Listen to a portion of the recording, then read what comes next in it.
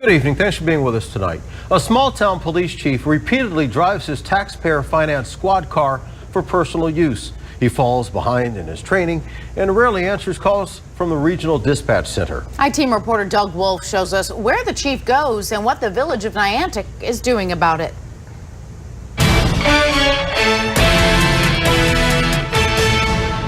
Niantic Police Chief John Grady. The I-Team tracked his usage of a village police car during the months of January, February, and March. We also looked into his training and the number of official dispatches he handled during calendar year 2018. He's the police chief of the village of Niantic, but we found he likes to spend a lot of time in another city, the city of Decatur. After seeing the car multiple times in the Decatur area, several tips came in asking what agency the unmarked police car with the municipal plates belonged to. So we went into a license plate search tool set up by the Edgar County Watchdogs. We quickly found the 2006 Chevy is registered to the village of Niantic. The taxpayer finance vehicle is assigned to Grady, who works part-time. We used the state's Freedom of Information Act to obtain documents from both the village of Niantic and the Regional Dispatch Center. And here is what we found. The Central Illinois Regional Dispatch Center tells WAND News in 2018 they had 174 calls for help in Niantic. Of those calls, the Niantic police chief only responded to 2 calls. The rest of the calls to dispatch were handled by the Macon County Sheriff's Office. During our investigation, we found Grady making regular stops to the Decatur Indoor Sports Center, a sandwich shop on Westwood Street, and to a restaurant on Oakland Avenue, often in the vehicle. We found the taxpayer-financed Niantic squad car parked out in front of this eatery on a regular basis during the week, and in this shot on a Saturday in January. We took a camera inside one day to see why he was here, with the police car parked outside. We found him on a video gambling machine.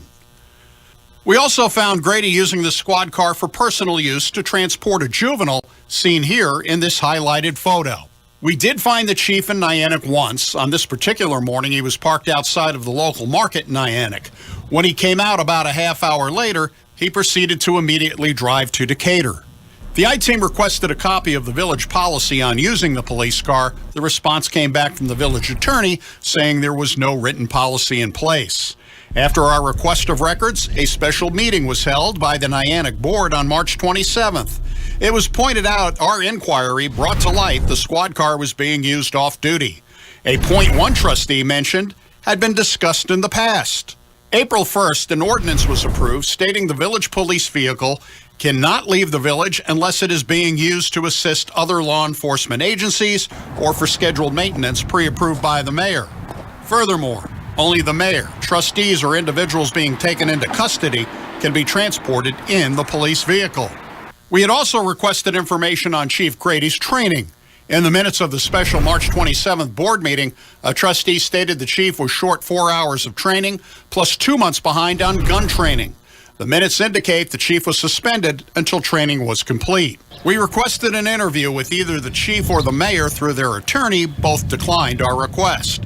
The village now says he is compliant with his firearms training.